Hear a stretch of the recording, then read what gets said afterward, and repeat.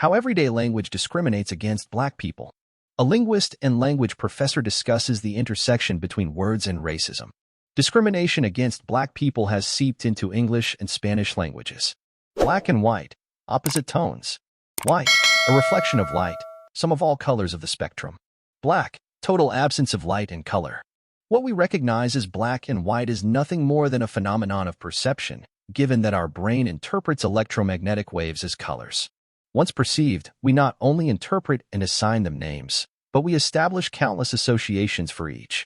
Red is associated with love, intensity, energy, strength, and vividness. Green symbolizes hope, good luck, and nature.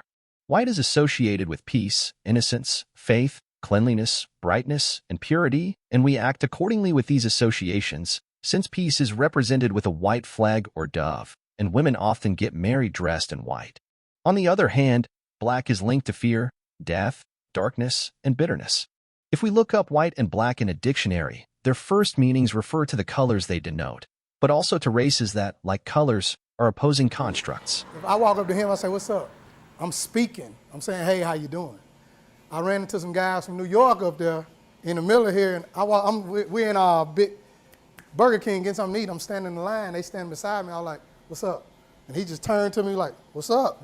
You know, to them, what's up means, like, the opposition between white and black races has transferred from the colors and added ancient stigmas that continue to condition our evaluations of races and, to a large extent, our conception of the world. All these meanings are perpetuated through language. Both in English and Spanish, discrimination towards blacks has been perpetuated through meanings and values added to black as an adjective. Such discrimination not only activates the symbolism of color, but also determines which discriminatory nuances are added around a racial stigma that associates the black race with misfortune, marginalization, illegality, political incorrectness, forced labor, slavery, dirtiness, and criminality. Making a list of units that activate all these meanings is a daunting task, but some examples will suffice to identify the discriminatory sense that we have unconsciously attributed to black as an adjective. We use black sheep, generally, a family member who feels different or excluded. Black market, illegal market. Blacklist, list of people or institutions considered dangerous or enemies. Black humor, having something macabre, of low morals, offending sensitivities. Black magic, as opposed to white magic. Black Mass, a ceremony in which the devil is worshipped instead of the Christian God. In Spanish, turn black, ponerse negro, means to get dirty or angry. In addition, there are terms like black water, wastewater, black well, cesspool, cesspit, black novel, thriller, black hand, dead hand.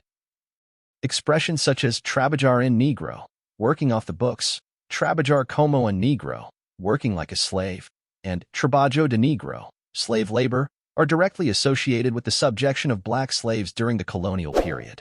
While it seems we've forgotten what triggers all these expressions, the issue becomes more sensitive when it comes to race, specifically, raza negra in Spanish or black people in English.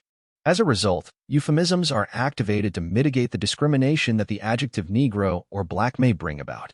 Unfortunately, these are not always successful solutions. For example, the expression people of color seems to divide the world into whites versus people of color, lumping together a wide variety of ethnicities and races as if this implied a more dignified treatment of these individuals while safeguarding whites. Indoctrinating to there's a right and a wrong in language. Language itself is always right because there's always a systematicity, a patterning to it. The vague and ambiguous nature of people of color has given rise to other language forms with the prefix Afro as in Afro-American, Afro-Caribbean, and Afro-descendant. These terms are more commonly used today and focus more on the origin of people and less on the color of the skin. However, the major problem doesn't lie in how we refer to the black race in general, but in how we address individuality, i.e., in this way we refer to the subject of the black race. It is there, above all, when our racial positioning comes into play, and therefore, it is in those contexts where the word used is prone to be charged with greater negativity. In English, the stigma carried by the N-word, always used as an insult and associated with violence, discrimination, and segregation, has escalated to such an extent that it has become a taboo word, or rather, the taboo word. Such is the case that it has become unpronounceable and is referred to as the N-word, one of the most offensive, abusive, and volatile of all words in the English language. English has the equivalent black, which does not currently have a negative connotation, but did in other times. However, in a more or less subtle way, it carries the negative stigma perpetuated in the creation of all the examples mentioned here. In Spanish, we only have the word negro, although there are other names, such as the term mulatto or moreno. Negro, it can be used in a pejorative, neutral, or effective way.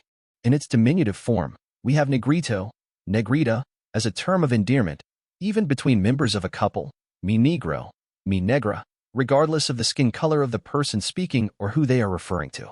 As an example of this, we have the case of Mercedes Sosa, an iconic Argentine singer and activist who everyone knew as La Negra, although she was not black. On the other hand, in certain contexts, Negro is equivalent to the N-word, but they are far from being equivalent on a scale of values. In Spanish, discriminatory use depends on the context, the interlocutors, and the speaker's intention. Meanwhile, in English, the stigma attached to the N-word is not activated by context because the word itself has negative connotations. Has the prohibition of the N-word led Americans, or English speakers in general, to eliminate social racism?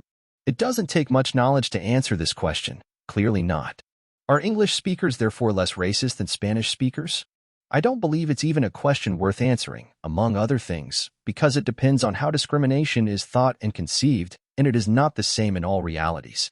Can one be more or less racist? Can one be more or less honest? The unpronounceability of the N-word is the clearest evidence that simply eliminating, that is, symbolically burying a word, does not make the stigma disappear. Considering a word as a euphemism, e.g., colored, or as a dysphemism or taboo, N-word, is a social convention, and in the vast majority of cases, subject to change, i.e., it tends to be cyclical. It is very common for a word that begins to be used with a very strong negative connotation, if it has a high frequency of use, to end up partially or completely losing such nuance. And the same happens in reverse. That is, a euphemism can become a taboo. In my opinion, the battle should not be against a single word or expression. Censoring and prohibiting language issues does not solve discrimination problems, neither racial, gender-based, or any other kind. Prohibitions in language are of no use if there is a discriminatory intention, since the community of speakers will seek other ways to express themselves and discriminate. The battle should be focused on raising awareness of all types of inequalities as social beings that we are. This will naturally lead us to rid our way of speaking of stigmas and discriminations. What happens with these and many other terms is that we load them with our prejudices.